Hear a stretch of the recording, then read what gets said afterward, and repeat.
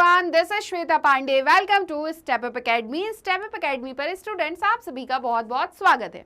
तो आज के इस सेशन में हम क्या डिस्कस करने जा रहे हैं, आइए जल्दी से देख लेते हैं और सेशन को हम स्टार्ट करते हैं। तो आज का हमारा सेशन है class 11 political science, chapter number 2, rights in the Indian constitution. Topic fundamental rights in the Indian constitution. तो आज के इस सेशन में हम डिस्कस करेंगे सबसे पहले तो बिल ऑफ राइट्स के बिल ऑफ राइट्स का मतलब क्या है। इससे पहले वाले सेशन में मैंने आपको बताया इंपॉर्टेंस ऑफ राइट्स की, राइट्स के इंपॉर्टेंस क्या है, जिसमें हमने दो स्टोरी समझी। एक स्टोरी हमने पढ़ी थी वर्कर्स की, जो 1982 में एशियन गेम्स जब होना था उसके कंस्ट्रक्शन वर्क में इन्वॉल्व होते हैं, और एक हमने स्टोरी पढ़ी थी मशाल लालों की। इन दोनों स्टोरीज को डिस्कस करते हुए हमने समझा था कि राइट्स की इंपॉर्टेंस क्या है, और लास्ट में हमने एंड किया था बिल ऑफ राइट्स पर। तो आज का सेशन हम स्टार्ट करेंगे बिल ऑफ राइट्स से कि बिल ऑफ राइट्स का मतलब क्या होता है, और फिर हम डिस्कस करेंगे कि इंडियन कॉन्स्टिट्यूशन में फंडामेंटल राइट्स कौन से दिए हुए हैं। तो आइए सेशन को स्टार्ट करेंगे, और सबसे पहले हम जान लेते हैं बिल ऑफ राइट्स का मतलब। ठीक, तो जो बिल ऑफ राइट्स हैं वो क्या करते हैं।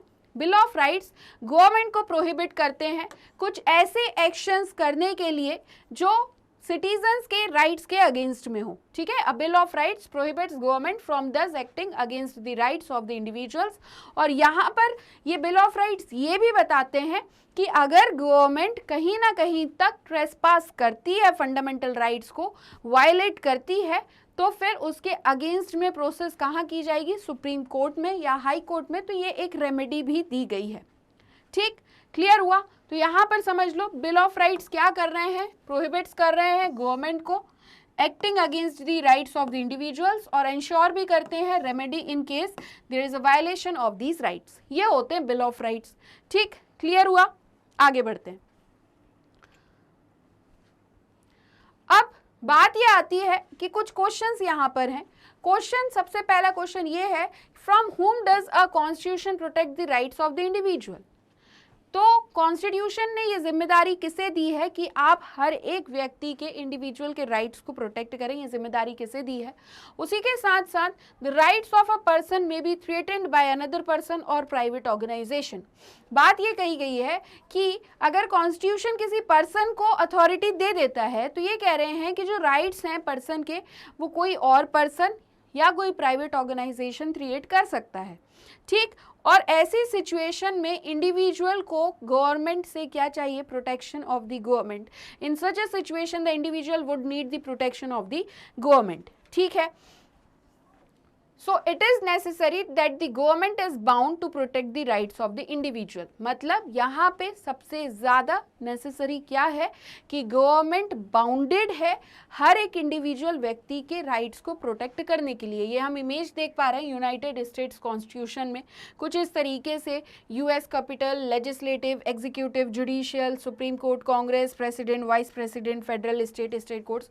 ये सारी चीज़ें इसलिए बताई गई हैं क्योंकि जो बिल ऑफ राइट्स हैं वो यूनाइटेड स्टेट्स ऑफ अमेरिका में ही है, जहां से हमने एक्वायर किया था ये सोर्स, और इंडियन कॉन्स्टिट्यूशन में फंडामेंटल राइट्स को लेकर आए। ऑन दी अदर हैंड, अगर हम बात करें गवर्नमेंट के ऑर्गन्स की, जैसे कि लेजिस्लेटिव है, एग्जीक्यूटिव है या फिर जुडिशरी है, यहाँ पर ये जो फंक्शनिंग कर रहे हैं, हो सकता है इस टाइम पर ये कहीं ना कहीं तक किसी भी पर्सन के राइट को वायलेट कर दें। तो अब गवर्नमेंट भी राइट को वायलेट कर सकती है। ठीक है, हमारे फ्रीडम स्ट्रगल की अगर हम बात करें तो फ्रीडम स्ट्रगल के टाइम पर ये देखा गया कि जो फ्रीडम मूवमेंट के लीडर्स थे, उन्होंने ये समझा कि राइट्स का इम्पोर्टेंस सबसे ज़्यादा ज़रूरी है, और ये डिमांड करते हैं ब्रिटिश रूलर्स हमारे पीपल के राइट्स को रिस्पेक्ट करें। ठीक, अब यहाँ तक की कहानी में क्या हुआ, ये समझ में आया कि जिस तरीके से फ्रीडम स्ट्रगल चल रहे थे, तभी ये चीज़ उन लोगों ने डिसाइड कर ली थी कि जिस तरीके से ब्रिटिशर्स हमारे पीपल के राइट्स को वायलेट कर रहे हैं, तो हर एक पीपल के राइट्स हैं और उनको रिस्पेक्ट किया जाए। तो कॉन्स्टिट्यूशन फॉर्मेशन के बाद तो बिल ऑफ राइट्स से हमने एक सोर्स ले लिया, बट ये बात फंडामेंटल राइट्स की इस टाइम से ही चल रही थी। कुछ फंडामेंटल राइट्स जैसे कि राइट टू इक्वालिटी है, freedom against exploitation, freedom of religion, cultural and educational rights, या राइट टू कॉन्स्टिट्यूशनल रेमेडीज। तो ये सभी राइट्स हमारे फंडामेंटल राइट्स में हमको दिए गए हैं। अब फंडामेंटल राइट्स इंडियन कॉन्स्टिट्यूशन में जो हम डिस्कस कर रहे हैं, यहाँ पर देखा गया कि 1928 में मोतीलाल नेहरू कमेटी पहले से ही डिमांड कर देती है कि बिल ऑफ राइट्स होने चाहिए, ठीक। और यहां से अब एक चीज बहुत नेचुरल हो चुकी थी कि इंडिया जब भी इंडिपेंडेंट होगा उस टाइम पर कॉन्स्टिट्यूशन को प्रिपेयर जब किया जाएगा तो फंडामेंटल राइट्स इंक्लूड करने पर दो ओपिनियंस नहीं होंगे। इसका मतलब ये हुआ कि फंडामेंटल राइट्स का इंक्लूजन तो रहेगा। देखो, there were no two opinions on the inclusion and the protection of rights in the constitution, ठीक। कॉन्स्टिट्यूशन ने इसलिए क्या किया, लिस्टेड किए fundamental rights constitution of India में, ठीक। और स्पेशली इन्हें प्रोटेक्ट किया गया, ये कहा गया कि जो फंडामेंटल राइट्स हैं वो क्या होंगे, प्रोटेक्टेड रहेंगे। अब अगर हम फंडामेंटल वर्ड की बात करें तो फंडामेंटल वर्ड ये सजेस्ट करता है, क्यों राइट्स में फंडामेंटल वर्ड क्यों यूज किया गया, तो उसका कारण ये है कि ये फंडामेंटल इस सेंस में है कि यहाँ पर that the constitution has separately listed them and made special provisions for their protection।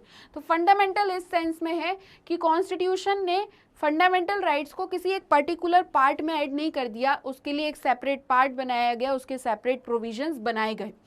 Fundamental rights इतने ज़्यादा इम्पॉर्टेंट है कि कॉन्स्टिट्यूशन ये इंश्योर करता है कि इन्हें गवर्नमेंट भी वायलेट नहीं कर सकती है, गवर्नमेंट भी इन्हें ट्रेसपास नहीं कर सकती है। फंडामेंटल राइट्स दूसरे राइट्स से कैसे डिफरेंस हैं, जैसे कि अगर हम कुछ और राइट्स भी देखते हैं, लीगल राइट भी हैं, पॉलिटिकल राइट्स भी हैं, तो बाकी सभी राइट्स से फंडामेंटल राइट्स डिफरेंट हैं और अदर राइट्स भी हमें अवेलेबल हैं। While ordinary legal rights protected and enforced by ordinary law, fundamental rights are protected and guaranteed by the constitution of the country. मतलब ये हुआ कि इतने सारे राइट्स हैं, लीगल राइट्स भी हैं, फंडामेंटल राइट्स भी हैं, ये एक दूसरे से डिफरेंट कैसे हैं। तो अगर लीगल राइट वायलेट हो रहे हैं तो इन्हें कौन प्रोटेक्ट कर रहा है, एक ऑर्डिनरी लॉ। बट अगर फंडामेंटल राइट की बात आती है तो फंडामेंटल राइट्स को कौन प्रोटेक्ट और गारंटीड कर रहा है, कॉन्स्टिट्यूशन ही गारंटीड करता है। इसलिए फंडामेंटल राइट सभी राइट से बहुत डिफरेंट राइट है।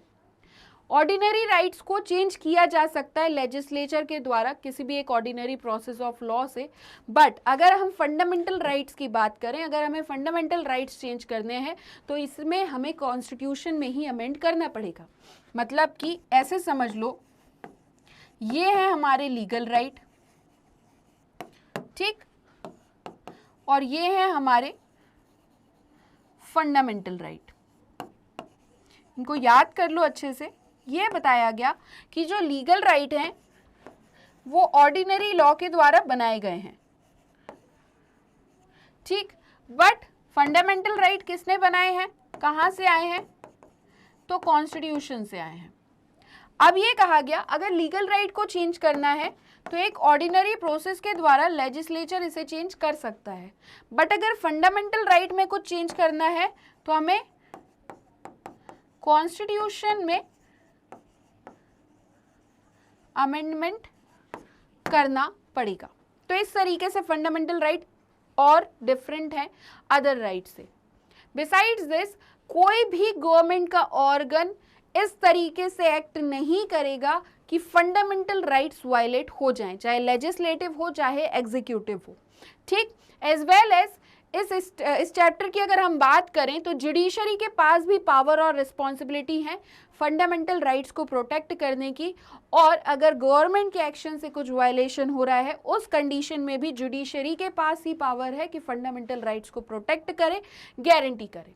अगर हम एग्जीक्यूटिव और लेजिस्लेटिव एक्शंस की बात करें, जैसे कि एग्जीक्यूटिव लेजिस्लेटिव हमें आगे वाले चैप्टर्स में पढ़ना है, तो इनके अगर कोई भी एक्शंस जो हैं अगर कुछ इस तरीके से हैं जिसमें यह देखा गया कि इनने फंडामेंटल राइट्स को वायलेट किया है, तो जुडिशरी इनके एक्ट को इलीगल बोल सकती है, बोल देगी या डिक्लेयर कर देगी कि एग्जीक्यूटिव या लेजिस्लेटिव का जो भी एक्शन था उसके तहत फंडामेंटल राइट्स का वायलेशन हुआ है। इस वजह से इस एक्ट को, इस एक्शन को इलीगल करार दिया जाता है और ये डिक्लेयर कौन करेगा, सुप्रीम कोर्ट या जुडिशरी, ठीक। हाउएवर फंडामेंटल राइट्स एब्सोल्यूट और अनलिमिटेड राइट्स नहीं है, गवर्नमेंट कुछ रिस्ट्रिक्शंस लगा सकती है कुछ फंडामेंटल राइट्स पर, मतलब ये नहीं है कि हर स्थिति में फंडामेंटल राइट्स दिए गए हैं, कुछ फंडामेंटल राइट्स ऐसे हैं जिन पर रिस्ट्रिक्शंस लगाए जा सकते हैं कंडीशंस को देख के। जैसे कि हमारे पास क्या है, राइट टू असेंबल एनीवेयर है, right to freedom and speech है। तो यहाँ पर ये कहा गया कि कुछ ऐसी कंडीशन है जिसमें हम सिक्योरिटी की बात कर रहे हैं कंट्री की, तो थोड़े दिन के लिए असेंबल नहीं भी करेंगे तो यहाँ पर ये नहीं होगा कि फंडामेंटल राइट्स को वायलेट कर दिया है। अब कुछ कॉन्स्टिट्यूशंस की बात करेंगे। तो जो साउथ अफ्रीका का कॉन्स्टिट्यूशन था वो कब आया, दिसंबर 1996 में। और यहाँ से देखा गया कि जो साउथ अफ्रीका में है, साउथ अफ्रीका ने किस चीज़ को सबसे ज़्यादा फेस्ड किया, सिविल वॉर को, after the dissolution of the apartheid government. तो जिस तरीके से क्रिएशन और प्रोमलगेशन हुआ कॉन्स्टिट्यूशन का, कब, जब साउथ अफ्रीका क्या फेस कर रहा था, civil war after the dissolution of apartheid government. South African constitution कहता है कि जो बिल ऑफ राइट्स हैं ये कॉर्नर स्टोन ऑफ डेमोक्रेसी हैं साउथ अफ्रीका में। मतलब कि एक तरीके से यहाँ पर भी ब्लैक और वाइट को लेकर लड़ाई झगड़े काफ़ी चलते थे, तो उस टाइम पर इन सारी चीज़ों के बाद कॉन्स्टिट्यूशन बना जिसमें बिल ऑफ राइट्स को एक तरीके से डेमोक्रेसी के लिए सबसे ज़्यादा इंपॉर्टेंट माना गया। ठीक, अब देखो जैसे कि अगर इनके कॉन्स्टिट्यूशन की बात करें तो ये क्या कर रहे हैं, डिस्क्रिमिनेशन नहीं होना चाहिए on the basis of race, gender, pregnancy, marital status, ethnic और social origin, colour, age, disability, religion, conscience, belief, culture, language and birth. तो इस तरीके से ये कॉन्स्टिट्यूशन है। देखो हमारे चैप्टर में हमें कुछ और कंट्रीज के कॉन्स्टिट्यूशन से भी सीखना है, क्योंकि जो सोर्सेज हैं वो बहुत सारी कंट्रीज से हमने लिए हैं इंडियन कॉन्स्टिट्यूशन में। ठीक, इनके एग्जाम्पल से हम एनालाइज काफ़ी अच्छे से कर पाएंगे। यहाँ पे देखा गया कि राइट्स सिटीजन्स को दिए गए हैं, स्पेशल कॉन्स्टिट्यूशनल कोर्ट है जहाँ पर क्या बताया गया है, एक तरीके से राइट्स कॉन्स्टिट्यूशन में सिटीजन्स को कौन से दिए गए हैं।